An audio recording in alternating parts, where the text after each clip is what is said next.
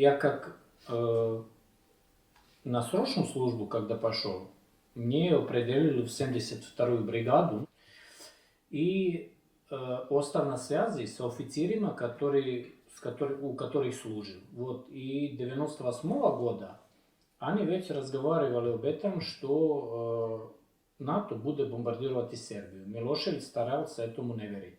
Тоже французский разведчик нам и помогал, который дал данные четко, когда будут бомбардировки. Но Милошевич не принимал это. Люди около его говорили, нет, это вообще, ну как европейскую державу бомбардировать. Так что бомбардировки начали 24 марта, а я поехал как доброволец 20 марта. 20 марта, ну как доброволец, там наши офицеры сказали, надо уводить технику, надо приpremаться за бомбардировки, и только благодаря им нами не разбомбили армию. Военную мы не проиграли в 99 году. Они почти ничего не уничтожили по военному вопросу.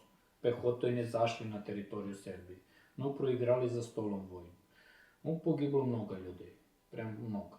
Вот, Россия не хочет воевать с Украиной, не хочет.